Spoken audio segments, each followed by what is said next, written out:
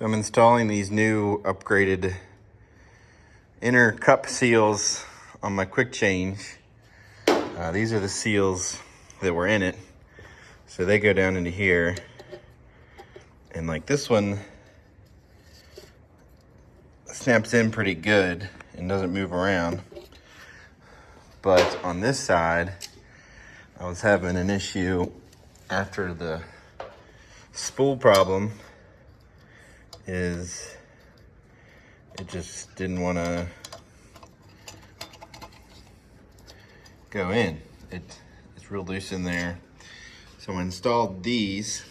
And how these work is they're O-ringed on this side and then a spring lip on the middle.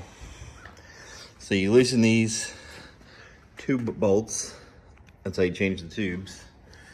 And then this kind of just goes down into there.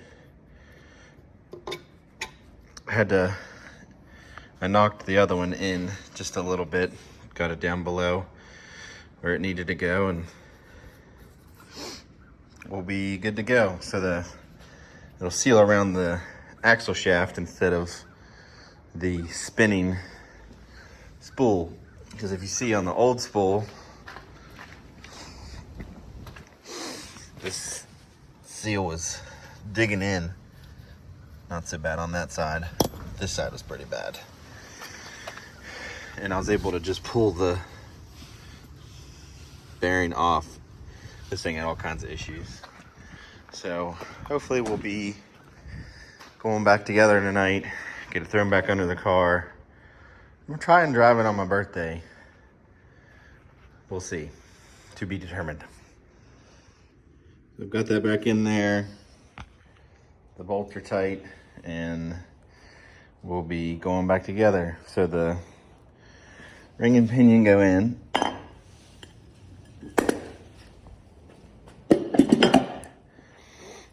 And the quick change is really cool because you've got a shaft that runs over to here and drives this gear. And then this gear, in turn, drives the ring and pinion.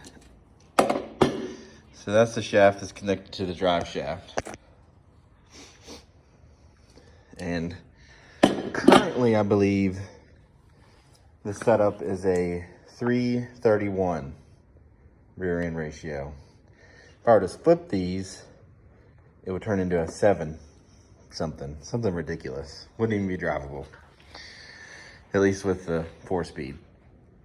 It'd probably be fun in 4th gear, and that's about it.